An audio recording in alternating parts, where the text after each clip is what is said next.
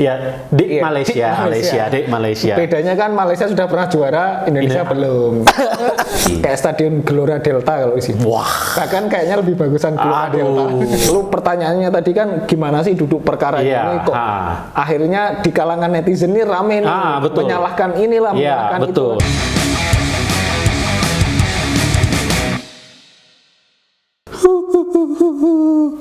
Halo Bola Neters, jumpa lagi di Bareng Bola edisi kali ini bareng dengan saya Serafin Unus Pasi dan rekan saya Asad Arifin. Bola Neters tahu gak kenapa tadi aku hu? Karena apa? Ya, karena di Bareng Bola kita itu main bolanya itu barengan. Kalau sendirian itu apa Mas Asad? Sendirian Timnas Indonesia. Ya, kenapa tuh Mas Asad? Kok ya, sebenarnya ada temennya. Ada temennya. Tapi kita anggap sendirian karena Timnas Indonesia ini gagal di Piala AFF 2024. Sebenarnya ada temennya kan? Ya, di Malaysia. Bedanya kan Malaysia sudah pernah juara, Indonesia belum. Aduh. Iya Bola Neters, seperti ya udah kalian lihat lah, saya juga udah pakai bajunya Timnas banget nih. Hari ini di Bareng Bola edisi kali ini kita mau membahas Timnas Indonesia yang tadi juga udah disinggung, baru saja tersingkir ya Mas Asad ya, tersingkir dari Piala AFF 2024. Mungkin kita flashback dikit. Flashback dulu. Ya. Gimana sih perjalanannya Timnas Indonesia di Piala AFF kali ini? Iya, oke. Di Timnas Indonesia ini kan berada di grup B. Pertandingan pertama kita menang. Lawannya siapa dulu nih? Grup B? Lawan Myanmar. Lawannya grup B itu Myanmar, Laos, lalu Vietnam, Filipina. Oke. Pertandingan pertama away ke Myanmar, menang 1-0. Ini golnya ini agak rancu nih. Iya. Karena di situs AFF ini tulisannya dua. Satu Asnawi, yang satu lagi gol bunuh diri. Gol bunuh diri ya kan. Masih misteri. Masih misteri siapa yang cetak gol. Tapi menang 1-0 dengan permainan yang ya biasa-biasa aja. Masih awal lah ya. Masih pemanasan. Ya, yang kedua main di Solo. Lawan Laos. Imbang 3-3. Ini hasil yang bisa dibilang jelek lah. Iya. Karena harusnya lawan Laos ini peluang untuk mendapatkan poin gitu. Harusnya meraih 3 poin lah ya. Berapapun skornya harusnya ini meraih 3 poin. Seharusnya. Oke. Terus selanjutnya match ketiga lawan Vietnam, lawan King ke Vietnam. Vietri. Oh, ini Bola Neters kalau tahu ini salah satu saksi hidup yang dari Vietri menyaksikan kekalahan Timnas Indonesia dengan skor 1-0. Oke, dari tapi Vietri. Sebenarnya itu mainnya udah bagus. Terutama babak kedua kan, udah bisa nyerang. Ya, cuman apa ya? Vietnam memang lebih efektif pertandingan itu dan akhirnya Vietnam yang menang 1-0. Stadion Vietri menjadi saksi. Kayak Stadion Gelora Delta kalau di sini. Wah. Bahkan kayaknya lebih bagusan Gelora Delta. Terus pertandingan terakhir. Barusan aja yang terakhir lawan Filipina. Ya, di Solo lagi. Sebenarnya mainnya bagus. Babak pertama ya. Kali ini babak pertama bagus banget. Marcelino ada beberapa peluang, cuman kartu merahnya Ferrari ini menjadi titik balik permainan yang kemudian di babak kedua Indonesia agak kesulitan. Peluangnya ada sebenarnya. Tapi kipernya Filipina lagi bagus. Jago banget kemarin. Ya, dengan 10 orang ya akhirnya Indonesia kesulitan lah untuk menghadapi Filipina dan kalah dan tidak lolos ke semifinal. Jadi kemarin karena kalah itu Timnas Indonesia akhirnya poin terakhirnya 4 ya. Poin terakhirnya 4 disalip Filipina 6 poin. 6 poin akhirnya Filipina yang menemani Vietnam yang tidak terkalahkan di fase grup. Nah, di semifinal berarti kan Vietnam lawan Singapura, lalu Filipina lawan Thailand juga ini ngeri banget ya. 4 laga menang terus. Terus si Singapura kemarin sih yang agak mengejutkan ya di grup A. Sama kayak Filipina lah Singapura ini. Tidak tapi dia memang mainnya bagus. Iya, betul. Dia beberapa kali main bagus, terus kemarin laga terakhir nih lawan di Malaysia 0-0. Yang lawan Thailand dia kan sempat unggul 2-0. Tapi dibalik di comeback. Jadi Singapura cukup mengejutkan. Nah, kita balik lagi nih Bola Neters ke Timnas Indonesia. Ya, namanya juga kagak sampai kan Sintayong sendiri kan bilang ya di press con-nya bahwa ini adalah sebuah kegagalan. Kegagalan. Nah, cuma ini apa ya, di warganet itu kan banyak sih, ya biasalah ya, kalau misalnya yang menyalahkan ini, menyalahkan itu, terus habis itu bilang ini timnas kok gagal. Nah, ini gimana nih Mas Asad kalau melihat bahwa apakah benar nih timnas dalam tanda petik gagal di Piala AFF 2024? Ya, mungkin sebagian dari fans ini menganggapnya Piala AFF ini Piala Ciki ya. Piala Ciki. Dalam tanda petik ya. Tapi kalau Piala Ciki saja kita nggak bisa memenangkan ya, memenangkan ya, apa gitu loh. Jadi sepiala Cikinya AFF ini masih, kalau menurut saya ini masih penting lah bagi Indonesia untuk ya walaupun kita nggak juara, minimal kita masih bisa bersaing gitu. Lalu pertanyaannya tadi kan gimana sih duduk perkara ini kok akhirnya di kalangan netizen ini rame nih menyalahkan inilah, menyalahkan itu. Yang pertama kita harus apresiasi pemain dulu ya. Karena bagaimanapun mereka ini sudah berjuang. Perjuangannya ini susah banget ya. Karena jadwalnya padat banget, 3 hari sekali bertanding. Terus harus berpindah negara. Libur 1 kali juga ya. Terus berpindah negara dan tidak ada transit di penerbangan dari tidak ada yang direct dari Indonesia ke Myanmar maupun ke Vietnam, nggak ada yang direct, jadi perjalanannya memang sangat melelahkan gitu. Nah ini mungkin yang bola netes nggak banyak yang tahu ya. Kan pikirannya ya udah terbang gitu aja biasa. Tapi ternyata perjalanannya itu sangat memakan waktu, pindah-pindah negara itu. Belum karena harus transit dulu, transitnya bisa jadi lama gitu. Belum kalau delay juga. Jadi pemain ini benar-benar energinya itu, Sintayong kan nggak sekali 2 kali ya dia ngomong. Hampir setiap press conference selalu mengeluhkan masalah jadwal, jarak sama ini. Pasti. Memang perjuangan pemain ini sudah luar biasa ya. Terlepas dari hasilnya, kita harus apresiasi, apalagi ini kan bisa dibilang adik-adik karena masih 21 tahun, 20 tahun, 19 tahun. Bahkan Arkan Kakak masih 17 tahun. Kita harus apresiasi dulu dan jangan menghujat lah mereka. Jangan dihujat lah. Dikritik boleh tapi jangan dihujat. Itu yang pertama ya. Kita harus apresiasi pemain dulu ya. Nah, yang kedua adalah mungkin kenapa netizen kita bisa saling menyalahkan ini adalah pola komunikasi di timnas Indonesia ya. Maksudnya gimana tuh pola komunikasi? Timnas ini dalam artian timnas secara keseluruhan ya, bukan cuma tim pelatih ataupun PSSI ya. Bahwa kalau memang sedari awal menganggap Piala AFF ini cuma sebagai batu loncatan, kan katanya kan tim ini disiapkan untuk Piala Asia U23 kualifikasi sama SEA Games yang mainnya 2025. Nah, harusnya sedari awal timnas ini jangan dibilang kita mau capai final, kita mau target semifinal nih, kita mau juara nih. Jangan seperti itu. Harusnya sedari awal dibilang bahwa kita fokusnya ini. Jadi AFF ini cuma untuk pengalaman gitu. Dan konsisten bilang gitu, ini cuma untuk mencari pengalaman supaya pemain-pemain ini mateng nih, dapat jam terbang betul. Terbiasa melawan tim senior atau yang secara level lebih tinggi gitu. Nah, kalau penjelasannya begitu sedari awal, mungkin dan konsisten ya, dari awal dan konsisten, mungkin tidak akan terjadi perdebatan serame seperti yang terjadi sekarang di kalangan netizen nih. Iya, karena kalau tidak salah kan Bapak Ketua Umum kan sempat bilang bahwa ada yang dia awal-awal kalau tidak salah bilangnya targetnya final, terus yang kemarin yang terakhir semifinal.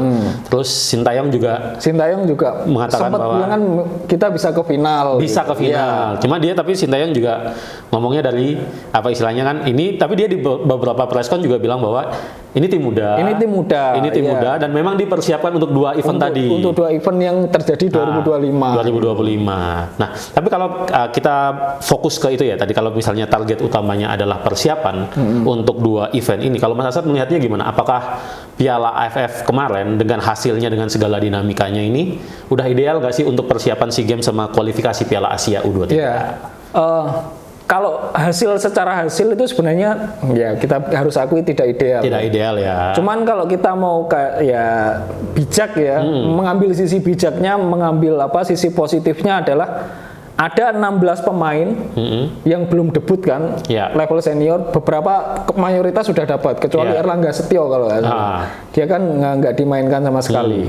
Nah, pengalaman di level senior ini bagi pemain seperti Donitri misalnya, lalu Victor Detan, Victor Detan juga kemarin bagus. Rivaldo Pakpahan, ini kan pemain yang dua tahun ke depan ini akan jadi andalan Indonesia di level U23 nih. Betul, ya. Nah, jadi startnya Indonesia ini bisa dibilang bagus. Cuman masalahnya adalah setelah Piala AFF ini kan mereka dapat tekanan yang luar biasa nih dari publik. Ya karena gagal itu tadi. Karena gagal itu tadi ya.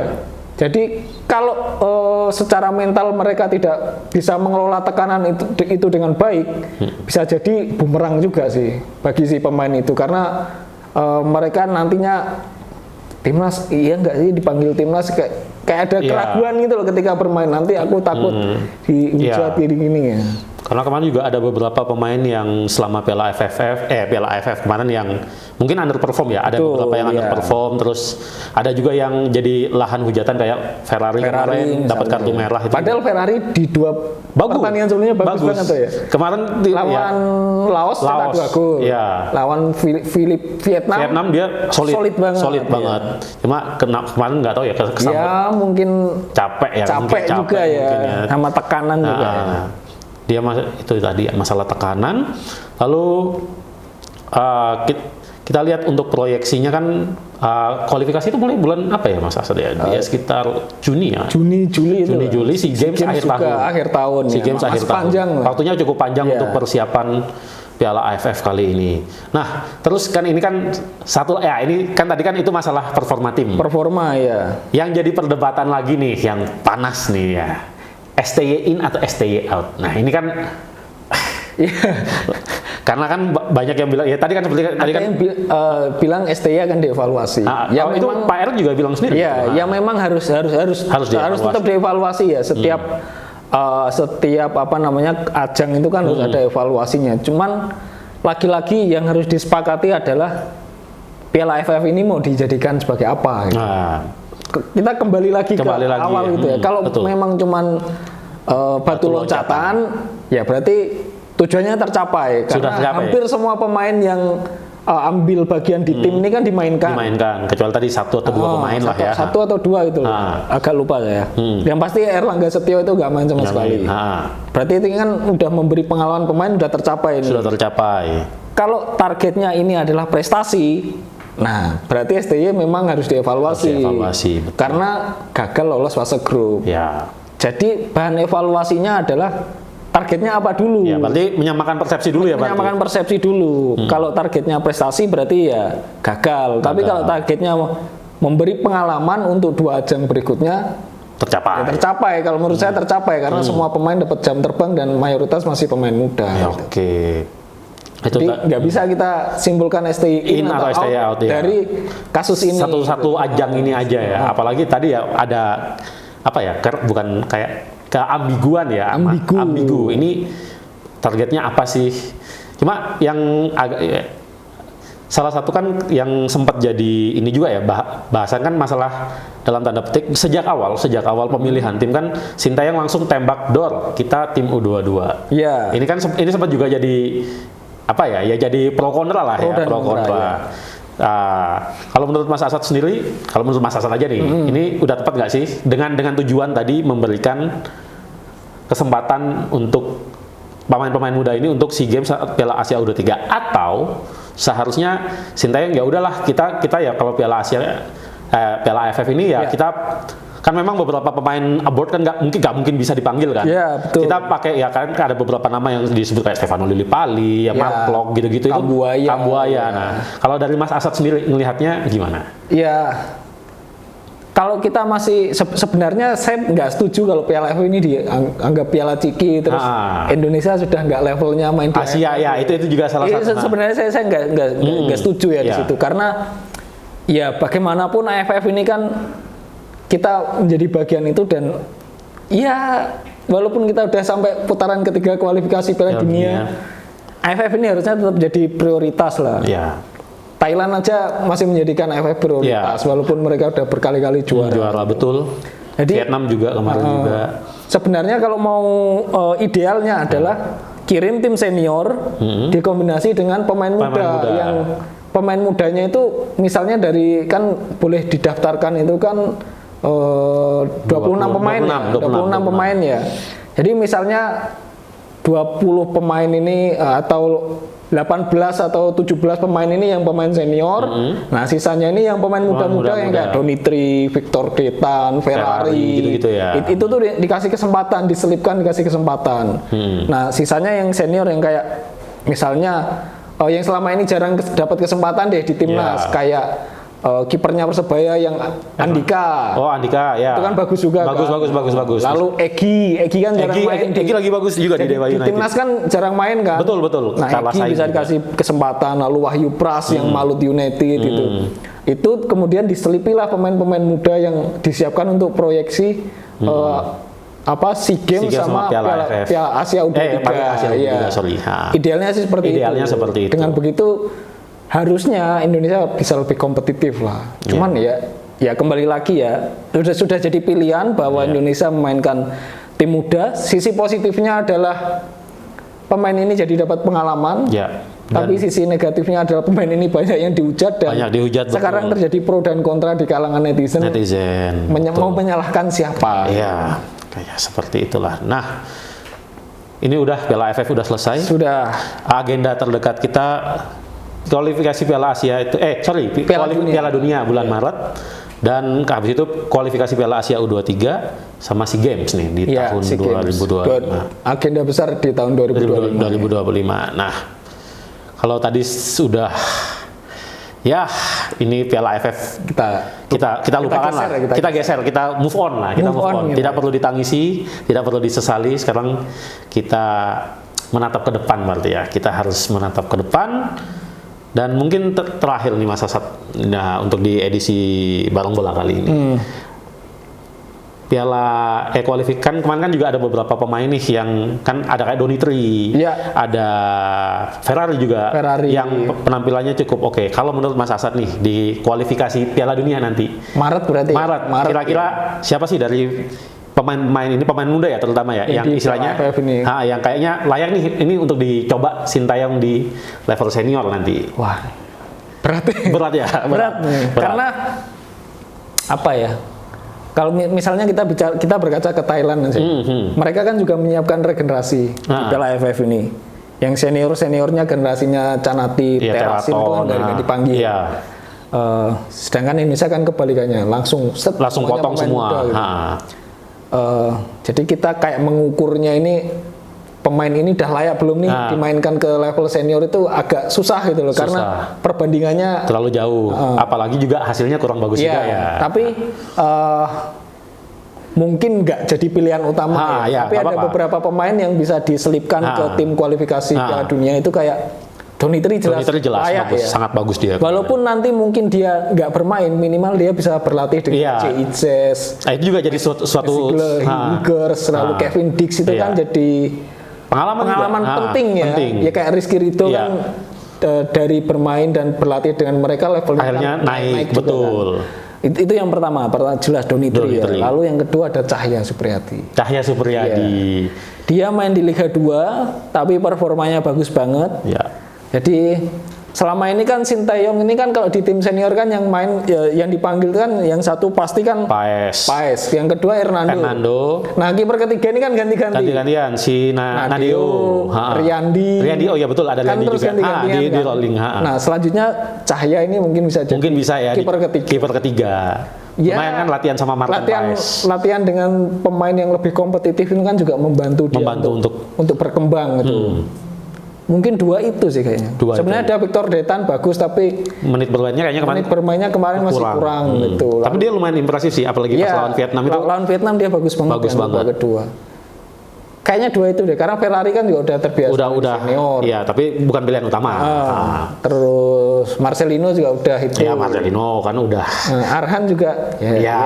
Sudah 50 caps. Sudah capsnya 50 loh. Itu nggak gampang loh. Berapa lemparan ke dalam yang dilakukan Arhan dari 50 capsnya bersama timnas dan menjadi gol.